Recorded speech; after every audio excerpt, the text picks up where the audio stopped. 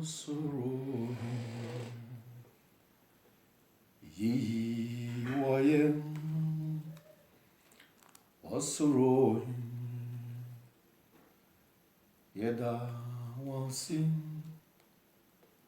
Yedi Onsidon Eni Cambion Bro Ifrisem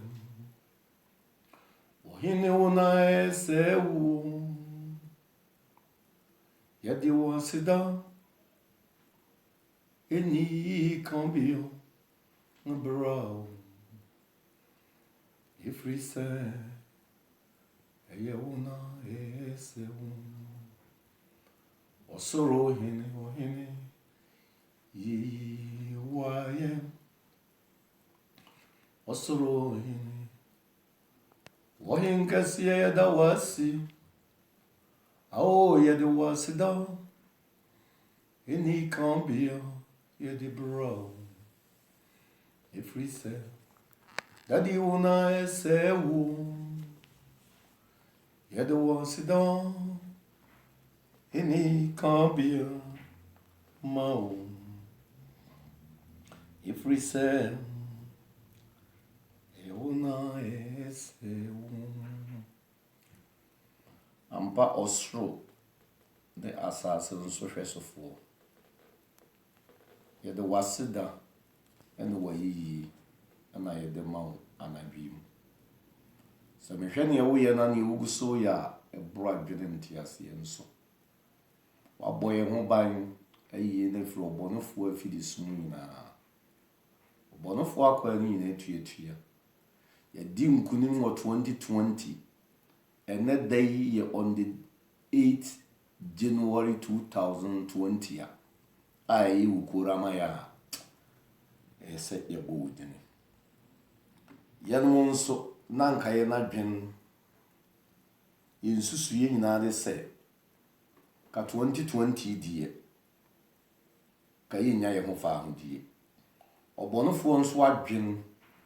ne na fidi su nyina de se 2020 we enka yinjina mu bi but wunyame e wutini mo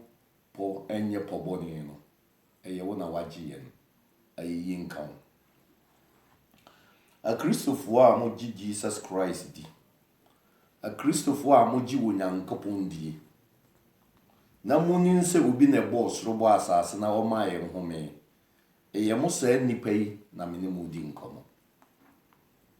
eye mo sa nipa yi na yese mo tie miye ese mo nipa yi na mene mo kasa adem ntina me kasa sa se yenya vision ana se yenya adeso ana ho kronkron efa so hye enkom ewo wiase ya na nipa bi no mo a omo mfa sa atwiri we enkita na omo di atem ansem we ba bibiri di atem but wo be di atem no betimi adi na emmere no beso aman ansa na enkonhye a onyame akasa kyerɛ me no wayi akyerɛ me no ebepie no me wo eye question ebi bisa a Christopher se me pa acho ho an twere sa twere wi eye Bible ya e Holy Ghost o e Holy Ghost me ka se Holy Ghost wa uja e Bible no hon kronkron Bible no me pa acho ho an twere aya asem betimi bisa wo dodo na ka se yemfa ye ho ntu nipa nso no nipa bi di hwamo eye no kore ne watu ho asi wo so obeboa wo no obedu na aka asem foforo beti yin nso nipa kuru ya nso na wonyame fa no nso kasa yin nso nipa kuru ya no nyame ama ma ho de na ma o tete office ya okọ no ogoje muwa yin nso nipa kuru ya no nyame ama no timi a oye president ohwe o mani na nso yin nso nipa kuru ya na ye odifo ayo osofo na wate ya sori na nkurufu ogumu a omanije yin nso nyame kuru ya na wa boss no bo asase na omaye na dwene insuo mpo odi ato ho amaye na nsuo no ba bi a enya yesebi no onipa kuru ya nyame di nyansa ahini mu nse onsese nsuo no na onye kroje we kyerɛ sɛ de wo a wobɛda wo to adiifoɔ a nyame kasa fa wɔ mu no wo ho ɛyɛ me mmɔbɔ na wo ho nso ɛyɛ me awerɛhoɔ. Mepaakyɛw wofa wo Bible no a ɛyɛ Bible yɛ ekita yi no menim ɔsɔfoɔ biara a na ɔyɛ evangelist tete no bi duru saa mmere ya ɔtwerɛ saa Bible bi. Sɔfoɔ bi yɛ ne hɔ. Menim teacher ni biara ɔtwerɛ saa Bible bi. Bible yɛ honhom kronkron. Enti yɛn mu a yɛnkɔ school no a mo amakɔ school a mo hwɛ yɛn no mo wie Bible school mo akɛseɛ doctors na asefoɔ no me to ama mo. Me kasa na enkyerɛ sɛ Bible teacher fo nim, evangelist fo nim, ni nyinaa ɔmo wom. Nyame na ne oyɛ den otwusu yɛ edisi yɛ. But hwan ne nan nso ma saa Bible yi bae. Ɛyɛ adifoɔ. Deɛ tete no papa no ka kyerɛ ɔmo ana yɛ de twere yi. Obi bi ni asase so a obetumi agyina baabi aka kyerɛ me nsɛm ahu nyame pɛn. But mate onyame nne. Magye watom. Nyame bɔfoɔ ɛbɛyi ne ho akyerɛ me wɔ adeɛso mu magye atom. Me bɔ mpaeɛ ne nyame akasa akyerɛ me magye atom. But obi bi ni asase nso. Sɔfoɔ bi ni asase so na ɔhene bi ya wɔ asase so sɛ onyame nie. Onipa baako pa yɛte na baako masan yɛ Papa Moses. Ɔno kora osun ya ofre Onyankopɔn.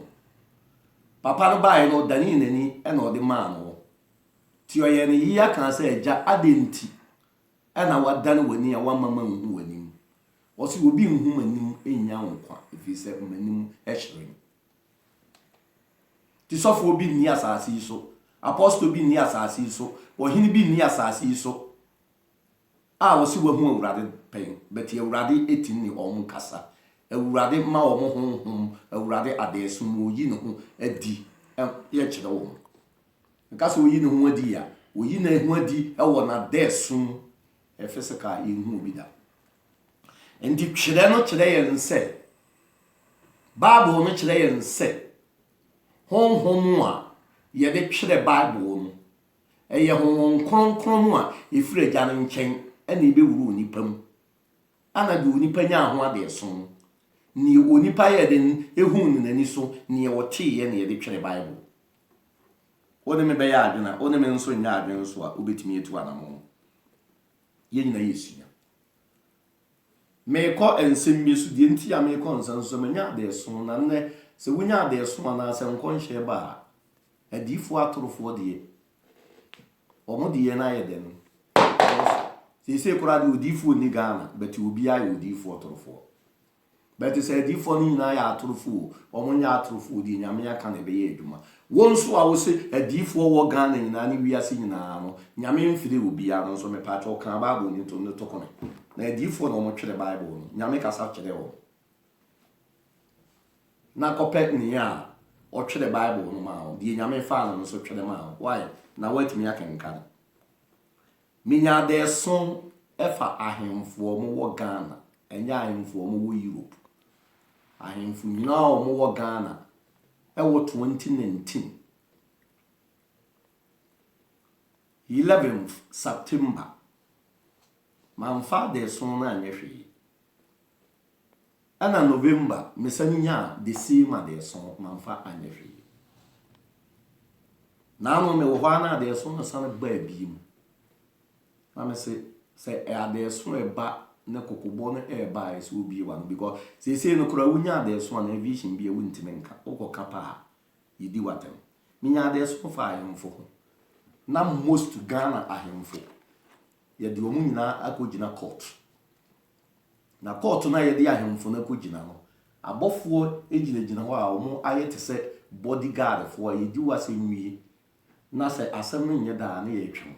na ye de wokɔ. Ti mi bi se onyame sɛ ɛwɔ honhom mu de meteye ana mi bi se asɛ na de en court ha me nko school bi nkoduru akiri nti sa court we amane na me nso ma be pie bi ana wɔn konko ka kyerɛ me nse me hwɛ ne ekoso. Ghana yɛse Ghana ayɛ den na Ghana yɛse ni nyinaa no 50% yɛkyɛ Ghana no mu nneɛma no half yɛ ahemfo ɔmo wɔ Ghana.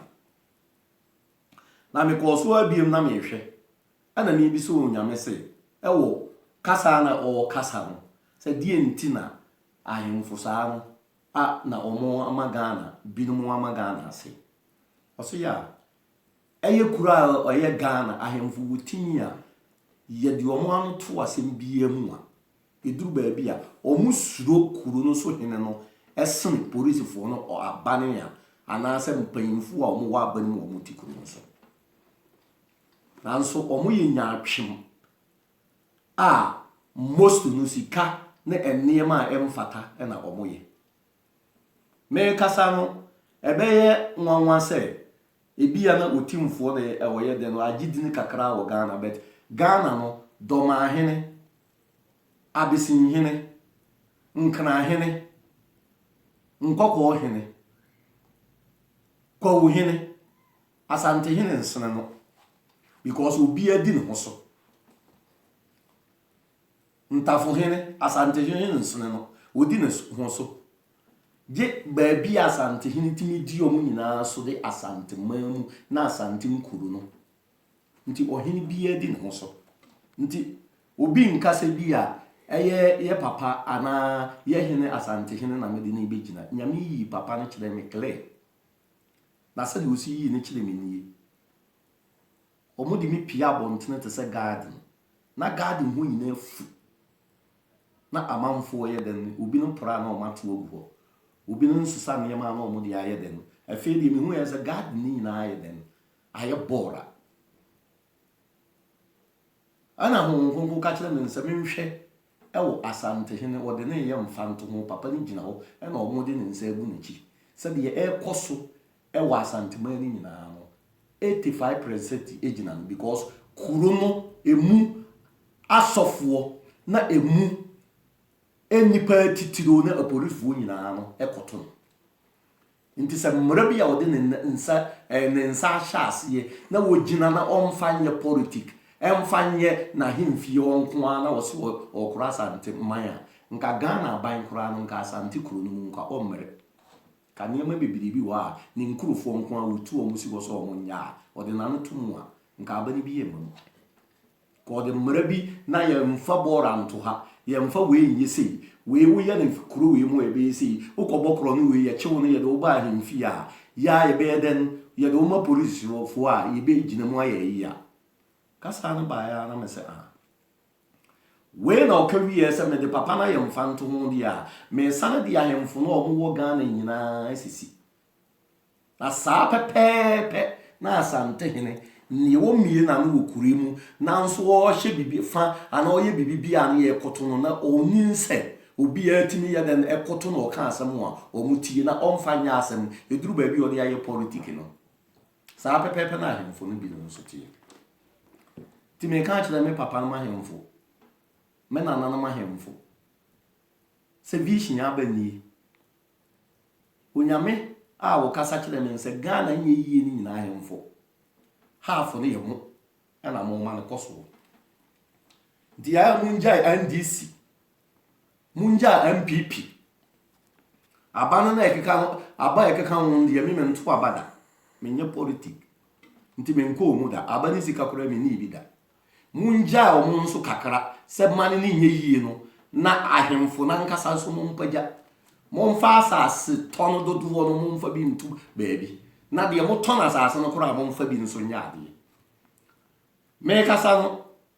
so oyire firi ne okofa yi nkyiri oyi ɔhene bi kyerɛ na minnim no ɔhene no ɔyɛ north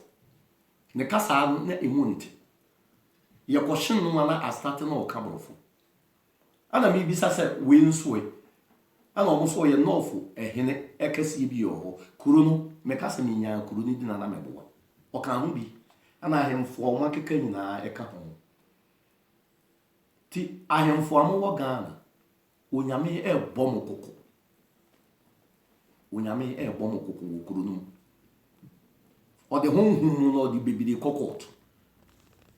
ade mu nyansa ne school akɛse anne obi nso a wakɔ school aduru akyiri kɛse bia no omu onipa bet matwe wadwene asi nneɛma nso wo a wotie mie ayana omo se omo a omo nka borofo no nkita wisdom nkita bibibia nyame wisdom on knowledge no anya borofo nyame wisdom knowledge no oyo no ho no de edua Ghana ye school na ye kona ye se yete borofo ye yi no ye de ka borofo keke enwoma pa ye nsa etwere a ye nsa no a efe e Ghana meka so ye one of them but in India ye de yade e bi ni ho if you say you fire nkasa anye adwuma nti so obi ka twi ana obi ka bon kasa ese ana obi ka bibia sete yi bia na ye bedi watem ye obetimi ye di mate but momma ye hu sa me twe wadwene kakra say ye papa asante hene na ye papa akufu ado ye papa akufu ado ye lawyer mu lawyer panyina o ka brofo kura to wa wontimi nyeden asante hene nkasa school a wakọ no e Ghana nipa bebere bi wa o mo nko se school ni bi enkuru di minua eye doma ahene school a wakọ no bebere nko obi nanso o ma hemfi ho mente so o maka brofo da ya papa akufu ado so oba asante hina hemfi a odi asante kasa no na kana chiamia ye de nkoro akasa achede menti obi a waka ewo obrofo kasa ewo asante hina hemfi ana doma ahenkuru hemfi ochin ahemfie kura men kai se wo maka bi minim ahemfo ne de enti ye nkasa no nso hia enti eduru ba bi a yenom ye de ye nkasa no e kan nsam a nyame ba akona na obo kasa nyina ono anso na de ono akasa enti kasa a wotie no ono na wo de ma wade so na abeka ye den aka kire na wo de kasa no nso aka kire wo man mawie ewo adeso nti ayemfo amwo Ghana mo ni amma mo ho so a ye de obi kokot wa na ye de ko prison bebiri nso ye de ototo a ba bibi wo ha ewu di 2020 to 2021 mo nhwe mo ho yi ewo ba bi ye mo gina ewo Yesu dinu part 1 ye wie me ba bi ye nuanom evangelist fo bi no a enye o mu nyina wo ma sori wo Ghana wo mo condemn Kristo no omo ma yenhwe ye hu yi na onyame yensi na twetwe ye nuanom adiifo bi no nso a yanso ye de yenyansa eye adwuma enye awurade na asomaye no mom yenhwe ye hu yi na onyame yensi na twetwe mebe evangelist fo no so dodo Bible yo nya evangelist bi na twere yo ndi se evangelist vi gina aka se adiifo ni bi atorofo a megitum pen because me ye wo bara konfu adiifo a na omo nyu nyame de ya to your evangelist no yusu sa we de no a mani te meji me preach bo adiifo achi me preach bo adwaman achi koro no nsawie abosonsom wo check me yie wo eye YouTube so a wo betimi ehu me preaching but me mfani pani na mbomu nye den na no 31st enua bi no hye nkom na nkon hye no se de nyame na frɛ o mo onye nyame na frɛ o mo na wonjina ho bi ana ye nua bi no mo begina ye nua bi te se prophet Kofi Oduro dia difo wo Ghana nyina atem na de ya me ya no nse sa papa no nso so yodifo nti atana o mu di no sa ne de wo ka ho adifo wo Ghana nyina ya forish dia wo nso wato hu di no so wo yodifo minua wato hu di no so ono de wo na akofo adi no to wo so because nyame adifo na nkasa most no ye ma o mu hu di ni wonjuma a nyame de ama wa wo ye no eno na wo mu obi ma wodi ni ndi sa ono an okofo adini no ana so okofa sa post ne de to no ho so aminim ndi se nyame adifo nyina wo Ghana eye nkwase yafo de ya ono nso ye one of them me you very sorry na ne na o kakura na wo ye me yia eburo yia nso de se Ghana omo dwen se nyame ebo NDC fo ana se wo de se MPP fo ho ba na se nyame hwehwe se nkrufo na bra we die ye abusu se mo ekuro bia ye friend se eye oman se Germany, Canada, America, Australia, Japan mintimi mmobo nkuro no Uganda, Nigeria, ekuro biara ye okuro no president bi ne ediso no onyame ensa ewoso because Nyankopon se ne nsa ni kuro no nso a kuro no kon ne niema etimi sisi ndi emfa ho NDC fo nyame nsa do bi no nso ye so obon kuro no ho ban MPP nyame nsa do bi no nso a so omobo ban party na akeka ni nyina nyame nsa da bi no nso a so omoye dem omobo oman ho ban yɛn mu a yɛn na nkora yɛn mfata no ufie yɛtimi nyame timi yi wo te sɛ wo na yɛ foundation enti bɔne mpo na wo mu nyame de wo gina sɛ de wo firi man no mu a ana wo firi fie no mu fie na sɛn nti wo hwɛ fie no nipa a ɔmo wo no ɔmo mmɔbɔ na wo nso na bi a ama wisdom knowledge wo timi de nneɛma bi fa wo nso e ma wo timi de buo abusua no nti Ghana NDC nyame nsa wo wo nso MPP nyame nsa wo wo nso until reject one must send the first of all. Ababiara anasa abani biara obey den obesi so no. Sa abane no enyame na ye de na ekukuru ne dinisi. Na ono aye ahantan a na nyame asesa no. Abatu. Se kuro no nso bom paye, se kuro no nim nyame, se kuro no kwa asori, se kuro no yankremofuo, nyame ebo oba because nipa omo ni nyina omo nsom bosom, nipa omo ni nyina nka so omo besom nkramu, nipa omo nyina nka so omo be ye kristofo, ye wo obi apart, nanso na nse nyame pese ye dodo, na wo nyame maye hu se ono se kuro wi wa ye den wo dia ka ne man ho, o dia ka ni kuro hu nti no, omo ma senshi. Duka se party akese mienu a omu wo so a omu na ewuru da bi omu na ewuru a enam so ansa ne nsuo enam so ansa na electricity enam so ansa na yakoto bore agu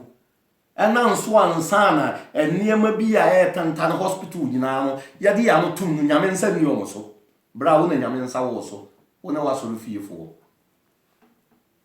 sa nya atwem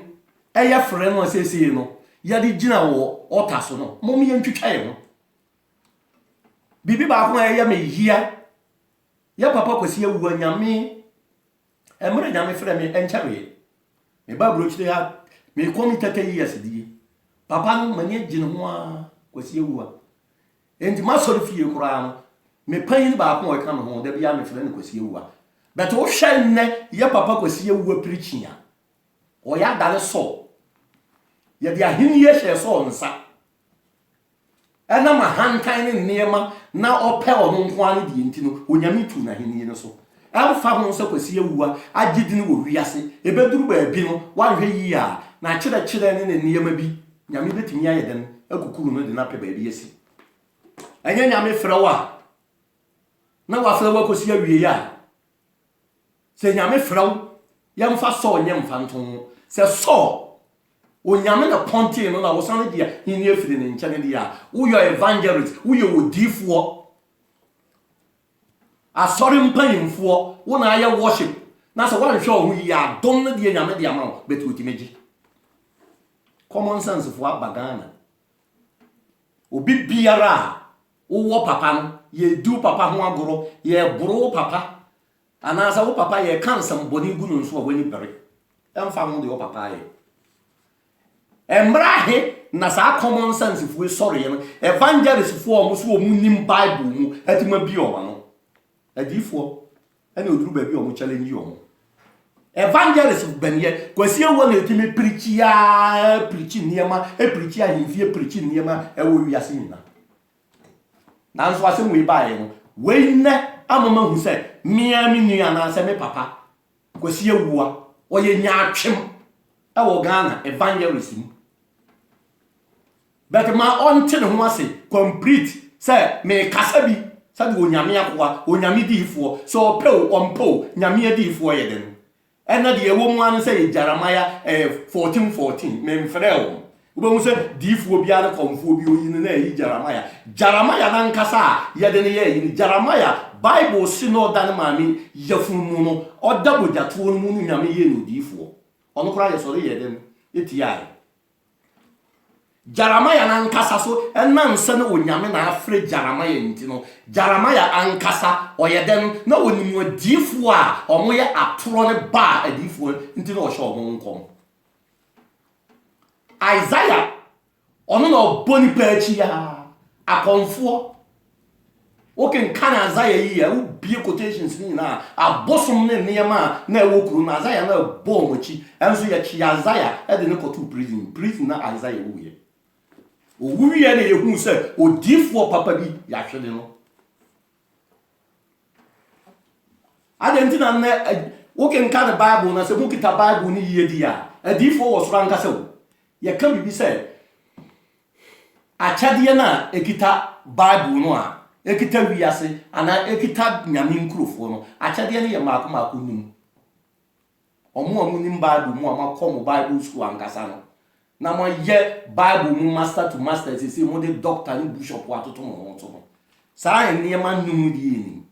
be Bible say ni oye panyin wo mu aye de ama no ya apostle ansa na apostle betimi aye den ye de panyin be ma apostle normal way no na nko hu ade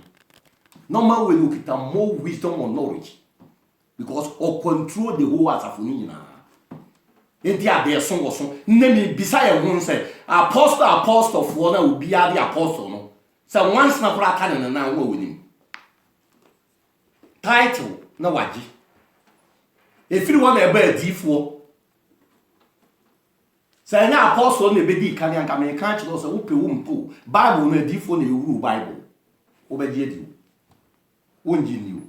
because omu nyame smawo nyame ne wo mu kasa adesum enti ye nua ye papa ye nana Daniel ono de akora de onyame de man wo hunhun wo adise num nse na Daniel de nko ade ne nkonhye nyina wa ahemfo so ohina wo ye boden ohina bibi ne wayi wa kyerɛ wo nso ase ye nso ye wadifo de obi a de nyame de omo ye na enye omo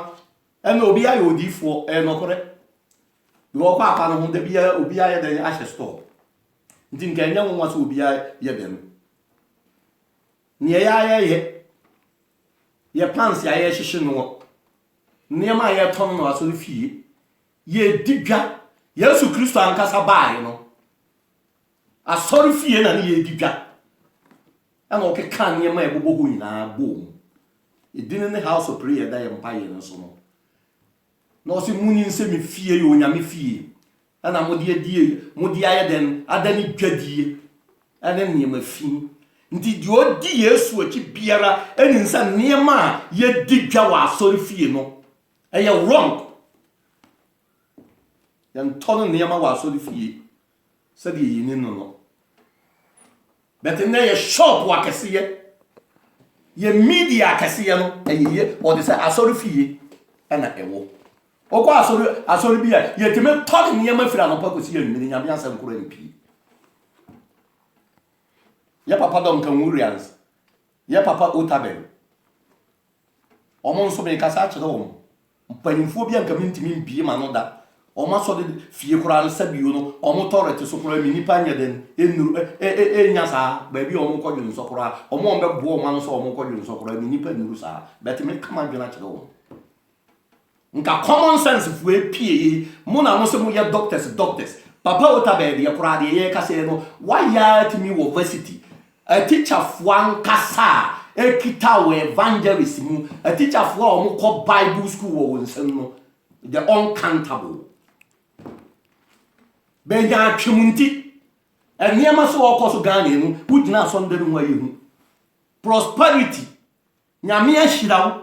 sofo bia wo be call in China the moment here odi nyame ahira no most no mo ye thief akromfo oh yes ya woniama bi wo ya se ye bia no ye ka bi obehwe me na nipa wo ma so the fio nipa bia 100 150 on fa the bobos nya den enso ho because dodo na pe ba bi ewura ye den ewo dodo na pe ba bi ewura ye den na Bible say okwani bi wo ha na ye okwan kase enso na ye owuo na bi nso wa na ye keto a ho kire gum na nso na nkwa wo di na wo pa so dia aso no ba bia wura wo shawo a nipa ogi omani ba bia sika ye be yiye gu so ba bia wo de dressing bia kwa ye nka ho asem aso no ho be yema we ye Pentecost ni nyame frɛ omo ana omo de omo nsa gu so wo de Sunday school se nyame ya na dwen na omo aye na omo anyini na se nyame bie wa no nya da no aye be pa mo afira so onu adenti na me kasa Pentecost panyin biara na apostle panyin bia mfantu nitin no man nda na dwene ne wo a wo tie mi nso ento wo timu yie se Pentecost difo be ne na ya pamo anado mapie na nso omo guso ye de omo ye because authority na ye dem se na ye dem akwa baifo ne ahunfifo ho nti omo organize kwa na mbe fa so a osofo no be ye yi kura no a ye be bo tiri so pa wo be pie na omo bai niema aye adwuma wa so no omo be dem ye be try e free said Pentecost e ba ya amanfo omo tu omo asan amanfo a omo apam omo free aso no mu sofo be ne ni difo be ne ya pam no a na so egu ana die nyame de amano na free ne nsa omo onto omo tim na omo hu se eniema bi ewo ne something behind somewhere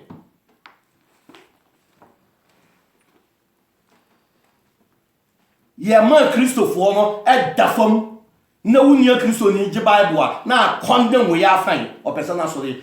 papa ya ye frɛ ne kwasi ewuei evangelist kesi ya frɛ ne kwasi ewu Kumasi minimum de ye minim Kumasi members ya na population ye ho 2 million ye beduru 3 million Kumasi population wo mbe na so fi yo no asori de atiti nyina wonya nipa 20,000 ana wo de money 50,000 nkrofo o maka no o mo wo he ndi so obi anti asori di bi